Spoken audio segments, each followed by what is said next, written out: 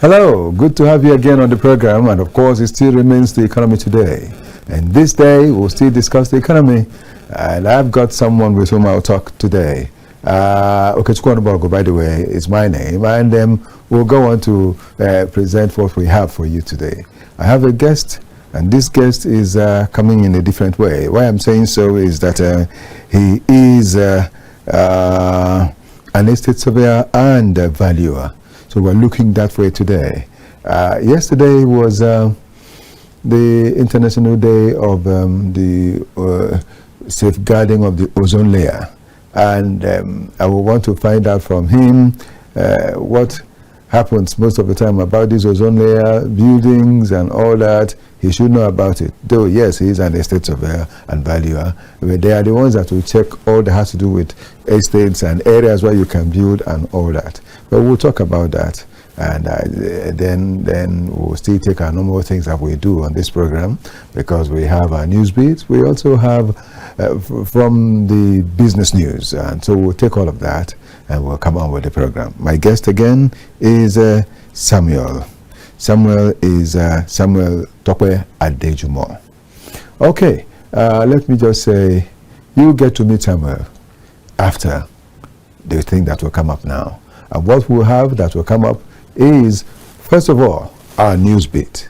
Then after the news bit, we'll return and talk. More than 2 months after President Bola Tinubu unveiled the much-celebrated Renewed Hope Agricultural Mechanization Program, a flagship initiative designed to modernize farming, tame food inflation, and lift millions of farmers out of poverty, the 2,000 tractors and vital implements promised under the scheme are still not distributed to the end users. The delay, unfolding as the crucial wet planting season ebbs away, has left farmers across the country frustrated and fearful of another year of poor yields and soaring food prices. The initiative, a collaboration with AF Trade, DMCC, and the Republic of Belarus, was hailed as a key step toward modernizing farming practices. With a goal of cultivating over 550,000 hectares, creating more than 16,000 jobs, and benefiting over 550,000 farming households, the program promised to be a catalyst for economic transformation. However, as the window for optimal planting narrows, the equipment remains undistributed, sparking widespread outrage among farming communities. For many farmers, access to tractor services is a perennial challenge, and the current delay compounds an already difficult situation. In states with short rainy seasons, the narrow planting window necessitates timely access to equipment. For instance, across Ogun State's many model farm estates, farmers that have waited all through the rainy season are yet to take delivery of tractor and other accessories which were said to have been designated for farming communities across the state. Farmers decreed what they described as undue delays in distribution of the state's agricultural support and inputs, describing it as counterproductive. Farmers' leaders, who pleaded anonymity, called for a review of the agricultural support system to enhance productivity. Deputy Chairman, All Farmers Association of Nigeria, Lagos Chapter, Mr. Shakin Agbeyewa, confirmed that farmers in Lagos have yet to receive any tractors. He urged the federal government to speed up the distribution of tractors to farmers across the country, stressing that access to modern farm machinery is critical for boosting productivity. The Dangote Petroleum Refinery will roll out over 1,000 compressed natural gas-powered trucks to begin the first phase of its direct fuel distribution scheme. Consequently, the Independent Petroleum Marketers Association of Nigeria has said it is ready to receive Dangote's trucks at its various stations. The direct distribution will begin as part of the activities marking 1 year since the refinery started petrol production. Initially scheduled to commence on August 15, the scheme was delayed due to logistic problems in China. 4,000 compressed natural gas-powered trucks were ordered from China to be delivered in Lagos for Dangote's direct fuel distribution. However, the plan could not materialize because there were not enough ships to bring the trucks to Nigeria from China. Report shows that over 1,000 trucks were received before the end of August, and others were coming in hundreds weekly. The trucks are arriving in hundreds every week, the official, who spoke in confidence due to the lack of authorization to speak on the matter, said. With the available trucks, the company said it would roll out the Logistics Free Distribution Program to significantly reduce fuel prices across Nigeria. From today, the initiative will see the gantry price of petrol reduced to 820 naira per litre, with corresponding lower pump prices in several key states. Thank you so much. Thank you so much, Amarachi Kevin Ogu, for doing that. And let's go ahead, and I want to say thank you again, because it's important to mention that. Now let's talk about the fact that we have a topic and I have a guest. I did say that my guest is an estate valuer and something else apart from being a valuer. He is also a surveyor. They are together, isn't it?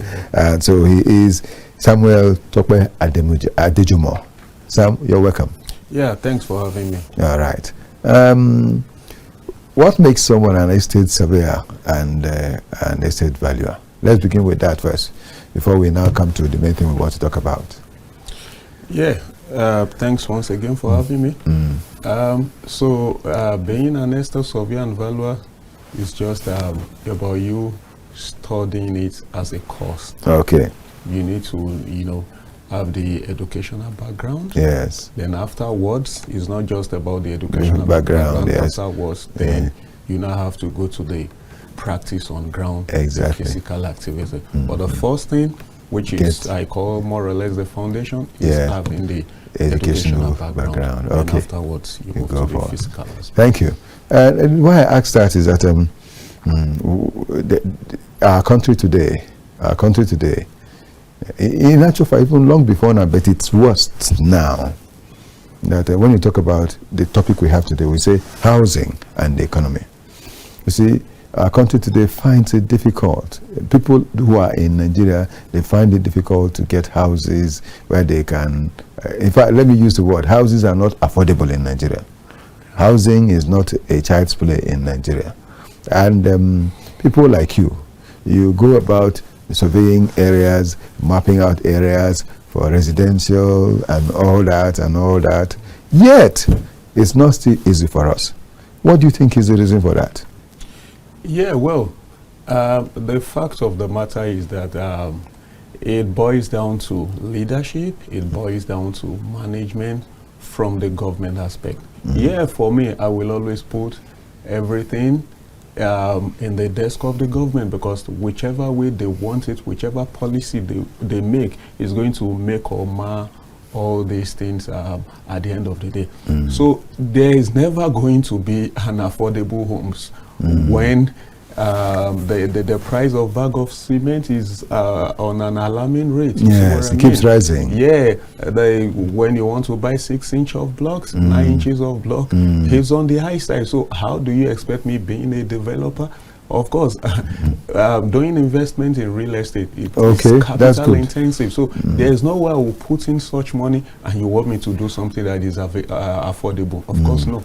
So that's why I say it still boils down to the government. But there's a way they can go about it, which will make us at the end of the day to have something affordable. But since we are not having that yet, honestly, it is difficult to have affordable housing. That's the truth. Before now, people would think that people were thinking that they will just get to like a place like the FCT. They'll get there and find a place and live and do their businesses. But you find out now that what happens is that most people that live around here, they don't even live in the FCT. They run outside the FCT where they can find affordable housing, if it's even affordable. But then it becomes so difficult for them to come to work. So sometimes they come to work once a week, some twice a week and all that, because of the fact that the housing is not smiling. It's difficult for them to get places where they could say they would live in Abuja FCT. And those who try to get it, they pay through the nose. They pay through the nose to to live in such places. Looking at it, and each time one government comes, they talk about affordable housing. Some people will say that there will be a low-cost housing estate. Like I remember, there's the other day they were showing us about the low-cost housing that was built in Edo State, and nobody lives there. The whole place is just there, and the houses have been built for about 8 years now, if not more, and nobody is living there. Then again, there is this one they talked about in Kogi State some time ago, which is like that. And there are almost in all the states of the Federation, you find people trying to do one low-cost housing estate or the other. At the end of the day, it is still not low cost. So I know that you just mentioned that it is the government, but we have some private individuals going into these, private developers going into this. Why is it that even for those, though you mentioned a bit of it, but I want to talk about it some more. Why is it that even for those people in these things, they are not controlled by the government? Because, they seem to be in the world of their own. Build, and rent at any rate you want, or even sell at any rate you want. Yeah, the truth is, it still boils down to government's management, government's policy. Because government, as it is today, the private developers, let's be honest with ourselves, they are really doing a whole lot, trying to, make alternative from what the government ought to be doing. But we should not ignore the fact that these guys, they are business people.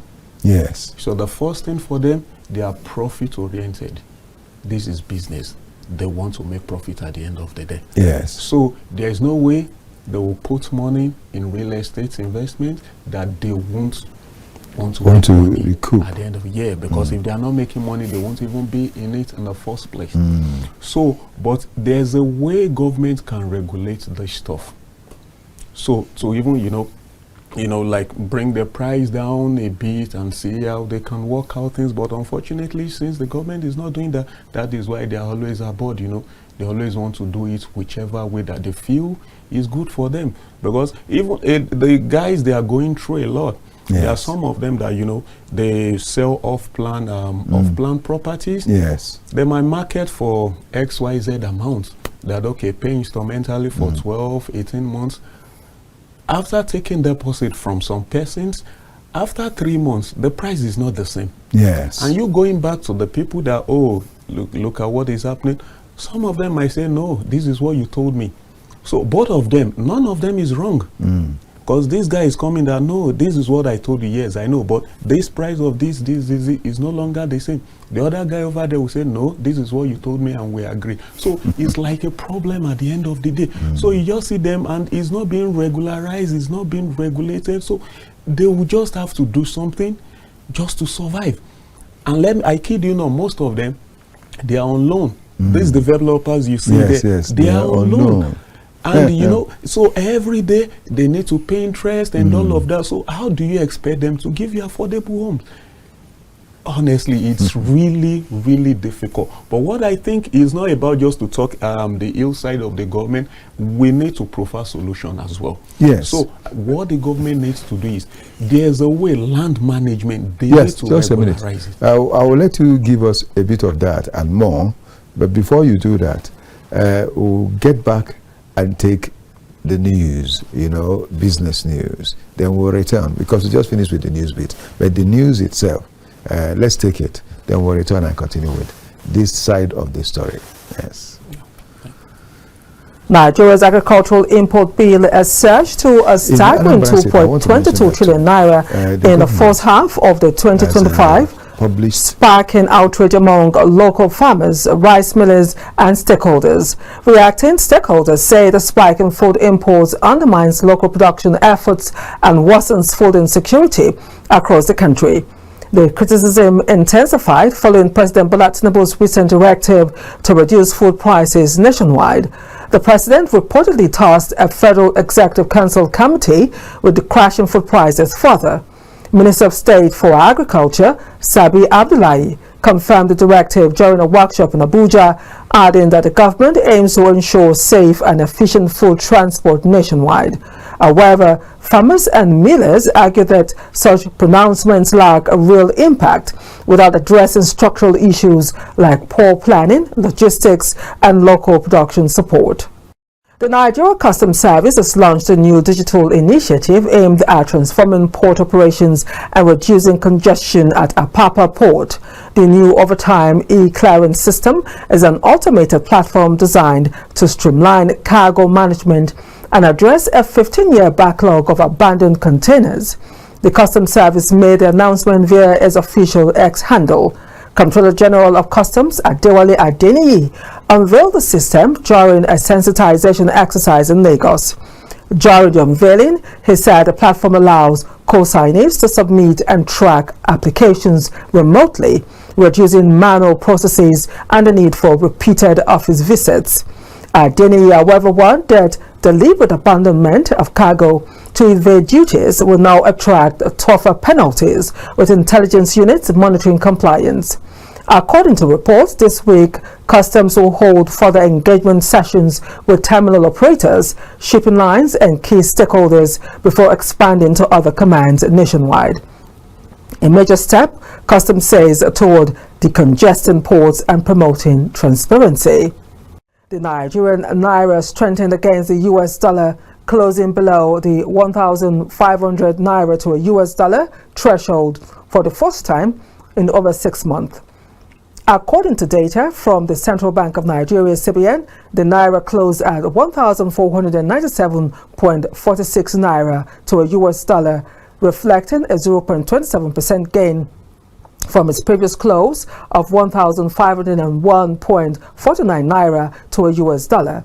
This marks the first time the currency has traded below 1,500 naira to a US dollar in the official market since the period between February 24th and March 4th, 2025. The appreciation follows a week of sustained pressure around the 1,500 naira to a US dollar level, with the naira posting intra-day lows just above the mark.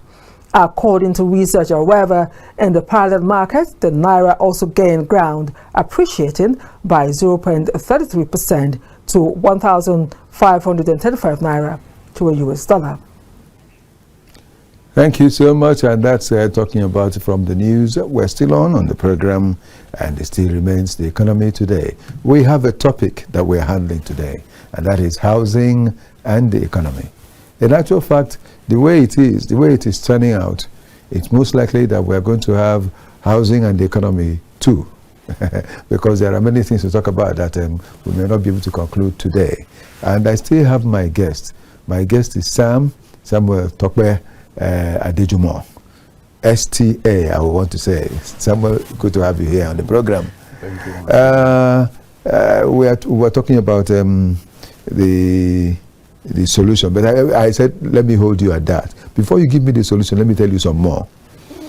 I know of Anambra State, that in Anambra State, there are up to about 180, really not even 40, about 180 housing estates all over the state, and if not 200. But then, just recently, the government published some of these estates, declaring them as illegal, and the publication came up, and it was up to about 100. About 100 of them were declared illegal and all that, and people were told to be wary of dealing with these people. And I had this question to ask: where were you when they were starting all these estates? Why didn't you stop them at that point? Is it now that some of them have even finished building in those estates that you have now come up to declare the thing illegal? And what can you do to legalize whatever it is that they have done so as not to disturb the people who are occupants of these estates? These are two questions, you know. And why I'm asking it is that since you are involved in these things, you will have an idea of this matter. And this is just talking about one state, Anambra State. Here in the FCT, we also have seen things like that. In fact, all the time you hear that this place is no longer legal, that the papers are not correct and all that. They will have to go back to the FCT. And in some cases I have seen where someone has gone to AGs, checked, said everything was okay, and the fellow got the place with all the papers, with a whole lot of money that was spent, I must say, to get the papers. After getting the papers, for the fellow to get on the land to start developing, someone else from somewhere else will come and say, no, this land belongs to me. And when they look at the papers, they'll say, let's look at our own. You see, our own, we got it before you. Still the same ages and all that. Why should such a thing be happening, please? Yeah, it still boils down to government and its administration. I believe land issues is something that needs a standard practice, that yes. is a standardized management. There should be a procedure which is standardized, come rain, come sun. Yes. So the issues we have usually is that, you know, this part of the world, we believe usually government should be in, it should be a continuous stuff. That's the real idea. But what we have here is, when you have this government, when another is coming in, it's a different ball Everything game. that was there before will be knocked off, jettisoned. Yeah, so those persons, not as if they did anything wrong. Probably the previous administration, the previous government, they have given them approval regards to that, and they've been doing whatsoever they needed to do. But when you have change of government, they want to, you know, bring their own stuff, bring their own ideas. They don't care what has happened before then. I believe they should build on whatever is on, whatever is on ground already, you know, just see how they can move it forward. But what they do usually is that they don't care. They just want to cancel whatever has been on ground before them. So that is the issue. So if someone got approval, not as if they did the wrong thing, but when this new administration comes, they say, oh, why did he get such approval? Is it because of connection? Is it because that he knows someone? Oh, okay, I am not going to go through that process. Okay, we need to cancel this, we need to cancel this. And you see a fresh person coming with a fresh certificate from the same ages, from the same approving authorities. So yes. It's really a problem. So the issue for me, it is not really from the developer. The issue is from governance. We should have a standardized procedure that whosoever is in charge, come rain, come sun, whatever we approve today, come back 20 years, you see that is the right approval. Nothing is going to change it. But when you have, you know, people getting things through connection and all of that, because I know this person, because I have this person, yes, you get it for that time. But you should know that when another person come in, he might feel, no, why did you get that stuff? So I'm going to cancel it. I want to give it to my person and all of that. So that is the problem, really. So it is until we get to that point where we have a standardized, you know, land management, and that is the way to go. Because if you don't have a standardized procedure, there is no way we won't have these hiccups here and there. Oh, that was not approved, this was supposed to be this was supposed to be that. No, when we have a laid down procedure and it's being followed, irrespective of whosoever is in charge of the administration, that is when we can get it right. Honestly, I wonder why it should take us so long to get these simple things right in Nigeria. It's just the way, you know, like in the market, they say there is need for price control board, which we don't have anymore. When I was a kid, I used to hear about price control board. In actual fact, my dad worked in the price control board before he went into the judiciary, but he was in the price control board. There were things I knew about. They would tell us nobody could just go to the market and buy anything, and the person selling it cannot sell it at any price. The price must be controlled effectively. In the same vein, we need such a thing today for this kind of thing we are seeing, because they are causing so many people a lot of problem. This is one side. The other side again is that there are some estates that will be developed, and afterwards they will say that this land is not supposed to be used for such things, and they'll come and demolish the entire thing. As though these human beings who develop these things don't have any feeling in them. I wonder how people will just come and use the tractor, to pull down everything that someone has labored to do, even without notice, because the last one we had was here in the FCT too. Then the AMAC chairman had to go there because he is also from the same area. He went there to talk.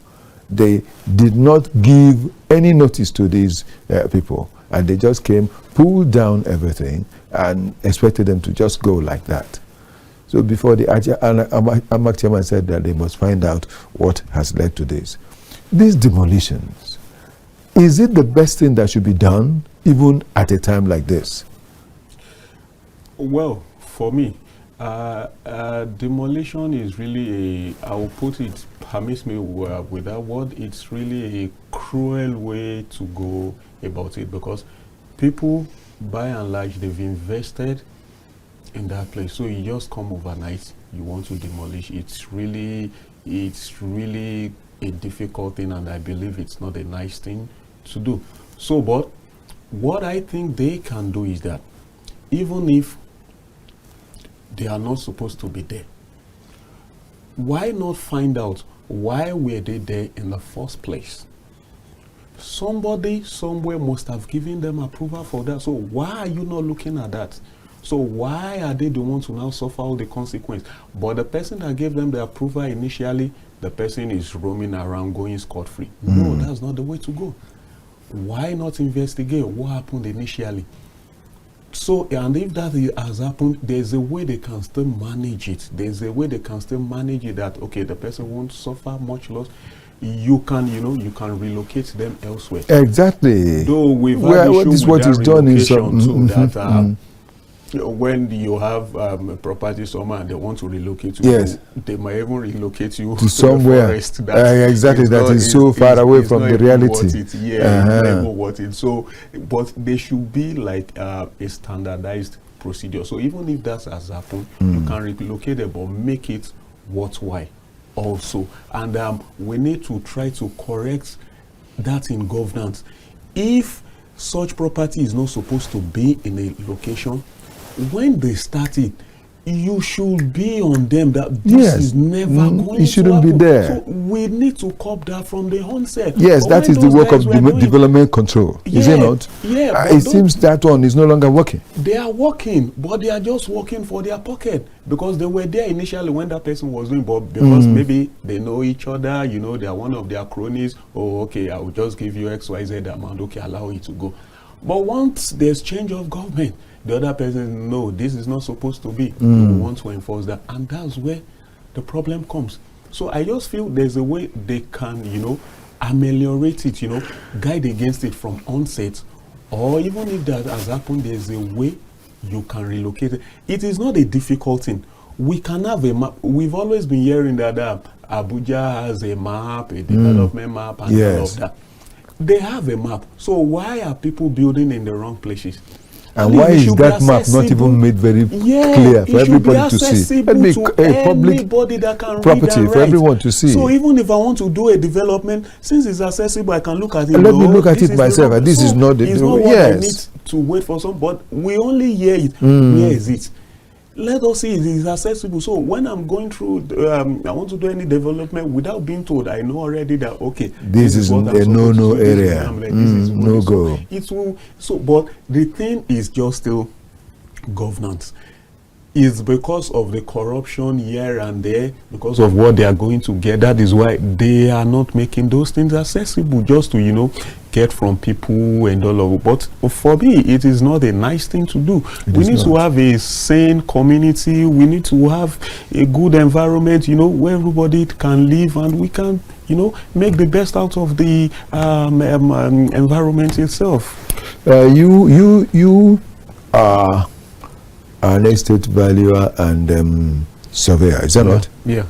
There are areas in the past that used to be tracks for the cattle, deep inside the forest, and the people would never go building around there, because that would be the track for the cattle to pass. That is outside, at the backside of the city. You see them, they'll be passing. That's what it used to be. But I don't know whether these tracks or routes, if you like, routes for the cattle to be moved, for the rearers of the cattle is still, whether they are still there. And if they are still there, then there's no reason for them to be seen the way we see them everywhere in the city today. Because even here in Katampe Extension, we still see them on the major road, and they still pass through the expressway. And the cattle and the rearers will be the ones that will cause traffic jam and make people stop for them to finish what they are doing and pass. And we wonder, do you see such things in cities? Do we need to see such things in such a place as the Federal Capital Territory? You know, so do we still have those tracks that are supposed to be at the back, far inside the back, towards the forest, where they will pass without coming to where people will see them? And now that they are coming in, you know what they are doing? They are eating up the crops that people have planted, eating up flowers. You know, some of these flowers, these ornamental flowers, are very expensive. Yeah. You know, and they just walk and eat the thing and keep going, like the ones on this street. You know, this is major street here. So you see that some of them, by the time they finish, they would have eaten up to tens of thousands of naira, millions in actual fact, of the ornamental trees that have been planted, and nobody saying anything about it. Do we still have such things? Yeah, for me, even what they were doing before now, they probably having a track for them to go about, to wander about, you know. For me, it's even a wrong approach in the first place. The best way to go is to have a ranch in every location. Because the truth is, even this location where few years back, it was in a bush. Yes. But development has come to it. So whatever place they've marked for them, at some point, it will still, development will still get there, and it will turn to a city. So there's never a time they will have such place till eternity. So the best way is to have a particular location for ranching. That is the best thing. That is the best thing to do, so that you have a centralized location, so they can, you know, take care of their cattle and all of that. But if you want to keep giving them a particular place when they can roam about, that same place, wherever you are today, was once a village. Yes. Even the Transcorp Hilton we have in the 70s. Yes. In the 80s, it's what? Yeah. The thick forest. Yeah. So imagine that was where they marked for them. But today you can. So that is why we find them coming in the city. So the best thing is to have a ranch. There's no point for them roaming about and all of that. Have a ranch, and I think even the cattle, they will even do way better. Yes, they'll be healthier. They will be healthy. So we know that's their location, and nothing is going to disrupt that. Okay, we are still here, and we're still discussing housing and the economy. And looking at the way we've seen it, there are houses built everywhere. Like in Abuja, there are many buildings, many. Go to Metama, you see so many of them built, but there is nobody there, because of the fact that there is the cost to get any of those houses is on the very high side and all that. I want to ask, apart from Metama, even in Asokoro and some other areas, you still see there are these new estates that are being constructed in the barracks side. You see them, and even opposite the other side of on your way towards Nyanya, you see a lot of that, and they are still constructing. There are many that are left, even in Guzape, many that are left and nobody is in them. Even when you get to Dawaki, there are still some other areas you find there. It's still like that. So it's all over the FCT. What can be done to make it easy for people to habit in those houses, those buildings? Yeah, I think the problem regards to that is there's something I call fake money in the economy. Okay. When I say fake money, I don't mean fake currency. What I mean by that is the money going in circulation in Nigeria, it is fake. Fake in the sense that it is because of corrupt practices. Those people that are building those stuff, they don't care about profit. They are not doing that because of investing. It's because they have a fake money with them. They are looking at ways to hide it. So they don't care. Even if in 20 years, 30 years, it doesn't matter. It doesn't matter. It is because of a fake. But if it means my hard-earned money, or I've gotten loans somewhere, when I know I have to pay back, I have commitment, do you think I will put such an investment and be 10 years, 20 years, I don't care. So it boils down to the corruption practice in our country. It's so sad, but that is the truth. Yeah, that's the truth. Maitamas, they are so corrupt. Investigation has revealed that most persons owning properties in Maitama, they are civil servants. How much is the salary of a civil servant? To own such a big property. Do you know what it costs to even get a land in there. Maitama? Not to talk of owning a property. But investigation has shown that majority of the properties in their Sokoros, in their Maitama, is owned by civil servant. So when you have such fake money moving around, and that is the problem I have with property value in Abuja. I kid you not. Property value in Abuja. I am an estate surveyor and valuer. I value property. But I need to be honest here. The value of properties in Abuja, it is not real. It is fake. It is Very because fake. of that fake money going around. That is what is bringing about that value. So you see, the money is just in circulation in just a fixed sector. Okay. And that sector too is because of the fake money that is inherited. But that is not the real value. That is why you have property. Even if you want to rent, if you want to buy land, if you want to buy property, it's on the high side. So if you are working diligently as a civil servant, there's no way you will be able to buy land in Abuja even after your 35 years of working. Exactly. It is not possible. That's why most of the time you see them go to end part of Nyanya, towards the end part of it, that's going towards Bogalape, going towards Asusi.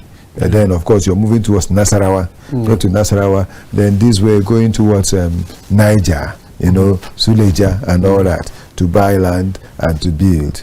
And one other thing is that there is a problem with these places now, especially this Suleja side. People that have built in forests because of the stress of not being able to pay the house rent any longer. After all, I have a parcel of land somewhere. They went and built and started living there.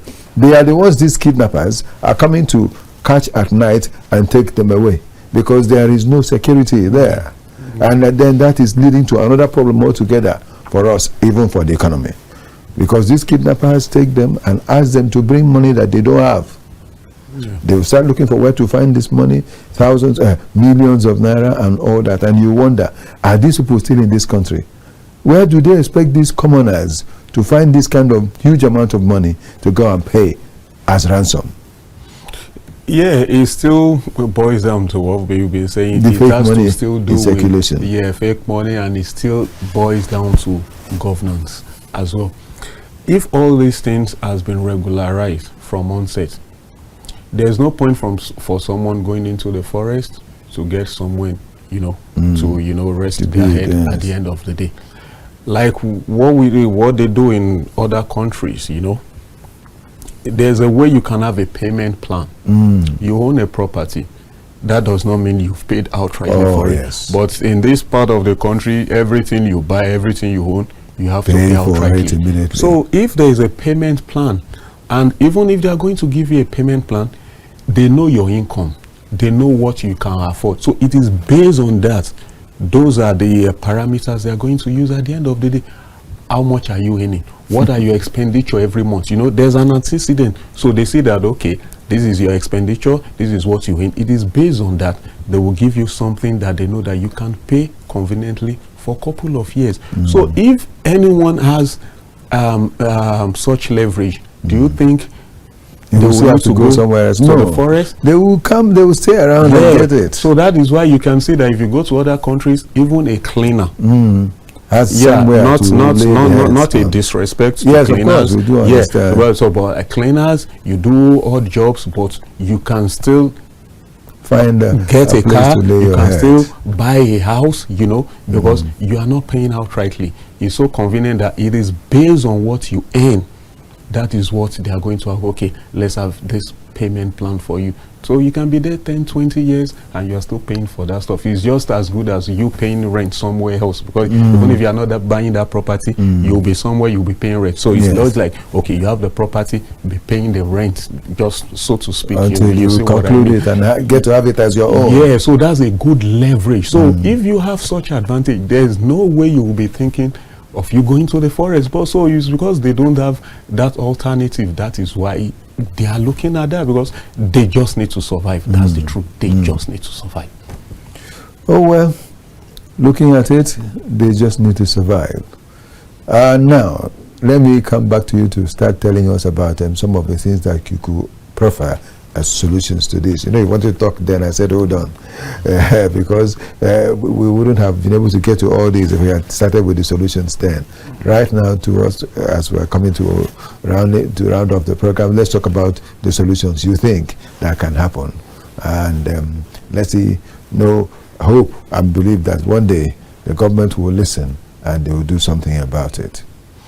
Yeah, we hope so, and that is why we've been saying it, and we'll keep saying it until we start seeing the changes.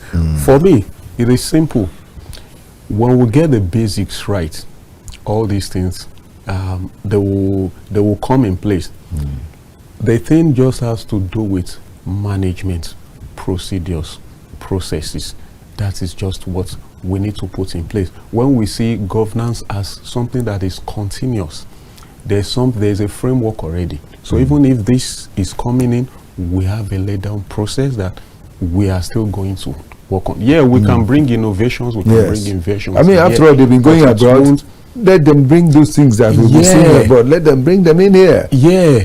So, but I believe, for the past, let's say 3, 4, 5 years back, I know a lot of people have been going abroad and all of that. I believe, those say that at some point, I know they are still coming back to the country. Yes, I believe all the ideas, all the innovations, all these things they see there, they're going to still bring it back to the country and see how we can make things better. But the government is the issue.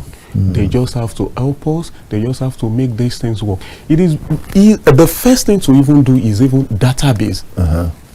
When we have database, so from that database, you can get any information you want. Even if I want to buy a property, I can go to this database. I'm in Abuja. Let me see the lands that are available for sale. Let me see the lands in what location that someone wants to sell. Yes. So from that and database, some for hire. Yeah, so I can see from that. So whatever I'm trying, and the government will even be in charge of that database. In fact, in the UK, there's something they do. If you own a car, there's a certificate they give you. They call it the Green Book. So what that tells you is that it's going to bring out your name, the plate number, your address, and all of that. There's a slip on it that when you want to sell the car, it is that part you are going to cut off and give the person who is there. So when you give that person that slip, the person too is going to send it to the authorities, so they know that to give that fellow a fresh paper, a fresh one. Yes. So they will now give you a fresh one again in that person's name, and they will also have that slip in case you want to sell. So if we have something like that in land management, so if anybody is selling, governments will be aware. In fact, they can even make money for it, because there's something we call CGT, capital gain tax. Even if it's 1%, 2%, they can charge on that draft. People will not mind to even pay 5% if they know that we are going through the government and it is genuine. Yes, if I'm buying through it, so if it's changing hands on that database, I know it has changed hands. So it is not a problem if I'm going to pay 5%, as I know that yes, I can sleep and all my eyes are closed. So we have to have all these things centralized, and that is the essence of technology. We are way back in technology. Not as if we don't have the brains. All these guys will complain about, they are doing Yahoo, they are doing fraudulent activities. That is the same idea that can be translated into this. That is what we can use to do that thing. Because it's a lot to have that database, but we have the brain, to do all that and to manage it effectively. So if I'm selling my property, if I'm buying, I know there's a database I can go through. And even if I'm buying too, you give me the slip, I can chat it, I can get it. I know, yes, this is the person that is selling to me. In fact, the antecedents of that property, and we see it on the database. And so all these things will even, be free. We don't have issues here and there. And also, government just needs to come in, take charge of this thing. We need to live a society that is free of corruption. We just have to start doing things right, you know, employ people that, you know, they can manage all this. We can achieve all these things. I give kudos to the Minister of Immigration. No, I think immigration is under it. Okay, Minister of Interior. Interior, yeah. I know immigration, prisons, and police is under Interior. The man has been doing a lot. Yes. And when I read about the man, he's an IT expert. You see? He's an IT expert, so he's bringing a lot. Even I got to the airport like 2 days ago. It's not what we used to have back then. So we, not that we don't have these people, but when you have an environment that will not allow you to excel, when it's not going to make you to, you know, put what you know on ground. It is just because I know this person, I know this person. Of course, they will look for alternative. Yes. So we just have to look inwards, you know, utilize what we have got. Honestly, all these other countries that we feel they are way above Nigeria, if we get things right in Nigeria, honestly, they will even be the one learning from this country. That's correct. We have everything. A lot to It's give. just that management that is the problem. It's just like even when you have a family, if you cannot manage your family very well, it will look as if the family is bad. But the family that is doing better than your family, it is because of that management. That's just it. So we just want to see government, they should just help whosoever is there. At least there's a lot we can do just to make things work. You won't see anybody going to Europe, going to what are they going? Most of them, even if you ask them, they're even complaining over there. Because life is not that smooth. Yeah, but they will just prefer it Yeah. when they think of the security, when they think of the health, when they think of bad roads, you know, infrastructure, all And of think that. of order. Yeah, Because so here there they will is just no prefer. order. That's it. Because for any economy to strive, the foundation of it is infrastructure. In fact, we should be talking of steady power supply. If I own a manufacturing company and I don't have steady power supply, of course I will look for alternative, but it will be at an expense. It will very be expensive. So how Which do at you the end want of the day whatever? will come onto the head of the So how consumer. do you want me to now produce that biscuit at an affordable rate? Just like what is happening in real estate. Do you know how much I'm going to pay to buy diesel? So all those things, yeah, fine. The new government, they've removed subsidy, but in everywhere in the world, even if they don't subsidize petrol, there are other things they subsidize. You can subsidize energy, you can subsidize food, you can subsidize transportation. Yes. Because imagine what's the minimum wage? Somebody that is earning that, how much are you going to transport at the end of the day? How much are you going to use to feed? Even if you have just one kid, Yes. how are you going to survive on that? It's a difficult You will thing. still pay rent, you will still, you know, pay transportation. You earn any minimum wage. Of course, you can't live in Abuja. Yeah, You of have course, to you live have to be far away. And all of then that. the transport also begins to take a toll on you. So how do you expect them not to, you know, want to slide into corruption? Yeah, When you get to that's the it. airport, everybody, they are not even like, what do you have in your bag? Is sir, please, What do you have for your for boys? us? What do you have for us? I don't really blame them. It's just Anything for because, the boys. you know, they need to earn something that they should know. Okay, this is my job and this is what I'm doing. So I'm not going to start looking at what can I get, what are they going to give me. So it all boils down to government. They need to, like, you know, where they are thinking management. That's just the main thing. Management. With that management, we have everything in place. Okay. That's just the way. Look at. Let me ask this last question. We have the Federal Mortgage Bank. Yeah. We have had it all the while. It's still there, but it doesn't have much impact it's making any longer. And there is this other federal savings loan, something like that. Also, that helps people to build houses and all that. But I don't know how many people we can say that can come out now and say, yes, it is through the money of these mortgage banks and mortgage loans that I got, that I built my house. If this thing is not working, why not get it scrapped? What do you think? Yeah, I think a few years ago, I did the research on the federal mortgage banks. The truth is, those guys, they still give loans, but they give it to selected few.